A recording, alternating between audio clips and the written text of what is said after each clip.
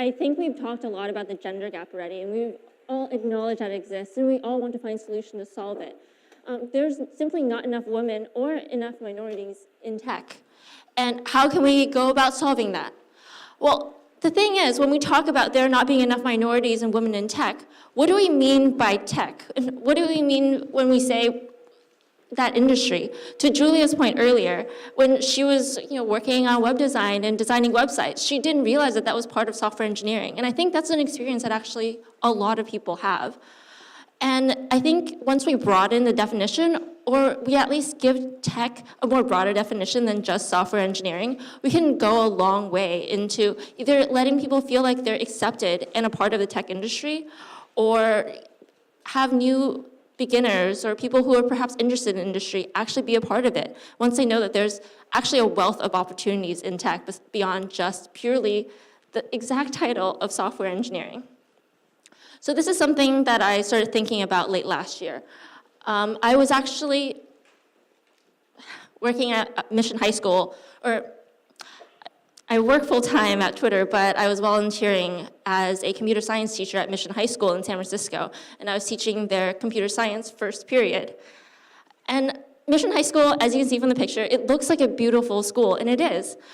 It's actually a really historic school, but what the picture doesn't necessarily tell you is that most of the students at Mission High School are actually from pretty disadvantaged backgrounds. Most of them are minorities, and a lot of them, probably most of them, don't know anyone who work in tech. This is despite the school being in San Francisco, where, as you can see, it's inundated with tech. This is just a sampling of the billboards we walk along every day. And so these students, they're surrounded by tech, and they know that tech exists. But it wasn't really clear to these students what tech actually meant. So they thought, oh, you just write code every day, you go to work, you write code, and then you go home, right? And sure, of course that's a huge part of tech, but that's not every single role. That is a technical role. And it's funny because my co-teachers and I, Amy and Amdeen, we all work in different aspects of the software industry. We're product managers, and we're also engineers. But whenever we talked to our students about pursuing a career in technology, we had only talked about software engineering.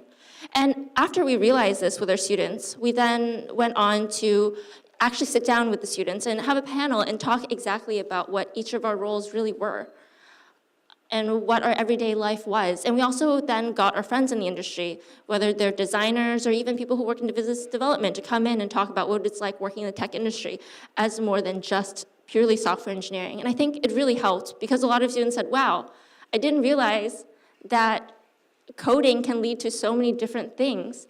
And that's really true. Coding is a foundation, and it's a skill that you learn to enable a lot of different things. It's not just a one-track career, like what a lot of people think. And actually, this is something that I experienced parallel to Julia in my childhood as well. I grew up in Windsor, a couple hours south of here. And in my preteen years, my dad actually went and he got a master's in computer science because he was an engineer who moved and was an immigrant in Canada, and he couldn't really find any engineering jobs. So then he went and got a master's in computer science.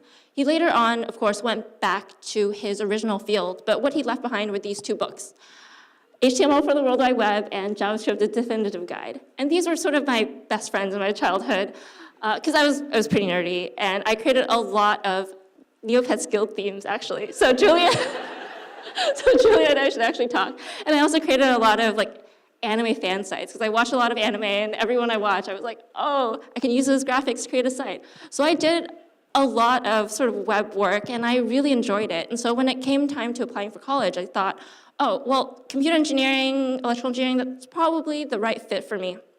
So that's what I went in and I actually studied. But once I got into that, I thought, oh, does this mean that I'll just be a software engineer?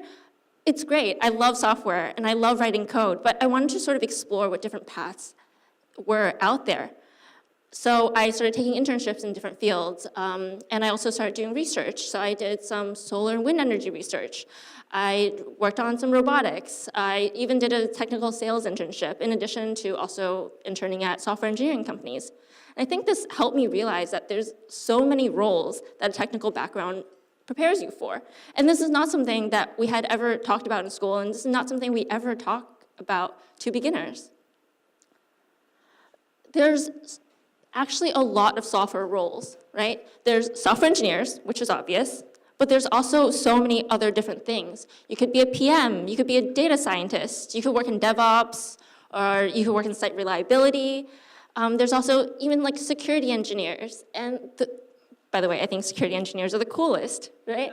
There's, I mean, especially now like Mr. Robot and everything, like everyone knows about that now, but it's not something that a lot of kids, a lot of women are exposed to, particularly if they didn't have anyone in their lives that had already worked in tech.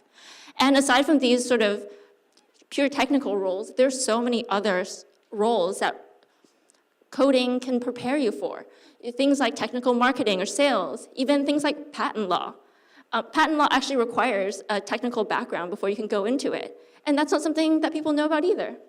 You can, of course, also, as many engineers do, go into the UI, UX side of things, or be a technical writer. And these are all a lot of career paths that people can go into just by learning how to code. And I think if we expose people to all of these things, and if we tell them that tech isn't just only software, this can help a lot. And it's not just, and I know that like we interact with other engineers all the time, but we also probably interact with a lot of beginners or a lot of people who are interested in tech all the time. I'm sure someone's come up to you and said, oh, really, you're a software engineer or you work in tech? That's really cool. I wish I could do that. And I think it's important to say, like, hey, there's a lot of roles in tech that you can be a part of. And I think by broadening the total scope of things that people can work on, we can also broaden the scope of perspectives that we get inside tech. So there's a lot of actionable things that we can all do to help this along. The first is, of course, don't be shy. If you work in tech and you're not strictly a software engineer, it's okay. And you should be proud of that. And you just say, yes, I'm an engineer, but I also do these other things. And it's okay to make that part of your identity and be really, really proud of it. So in my previous role, I was a dev advocate at Microsoft. And people would say, oh, that means you work in marketing now, right? You just like kind of talk to developers and that's fine, and you run events. Yes, I talk to developers, and I also ran some events, but I also wrote sample code, I wrote production code. I found bugs and I fixed them and I pushed them out, and I helped with product design, and I worked on new features. And those are also all aspects of my life, and they're very technical aspects. And so to boil something down to something as specific as my previous role, it's clear that just because your role isn't a software engineer doesn't mean that you're not doing amazing technical things. And that's the same for my current role at Twitter, where I'm a partner engineer. Now engineering snuck back into my role, but the work that I'm doing isn't so much different. I work on our APIs and I help design our APIs, and I also work on our SDKs. In addition to that, I help our partners integrate and I work with them as well. And I think as long as you're not shy and you don't shy away from that title of being an engineer, despite the other work that you do, you can open up those opportunities to others as well, because they can really see that example.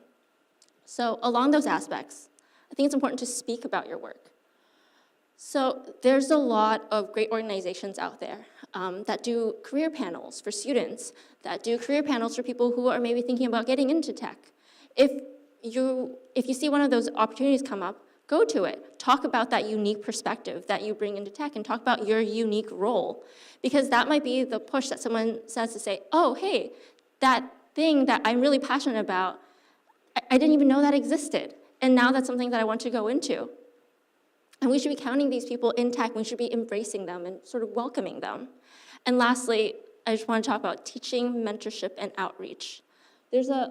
I'm not from Toronto now. I live in San Francisco, but I know there's a ton of great organizations in the area, like Kids Learning Code or Ladies Learning Code. There's also Girls Crack the Code, whom we're having at Twitter Canada tomorrow to have breakfast with and talk to, which is awesome, and I'm really excited.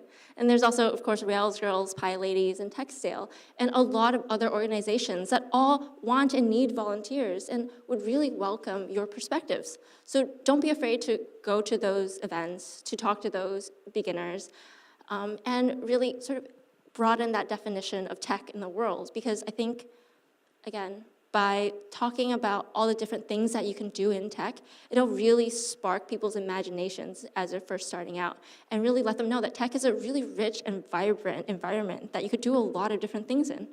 Thank you.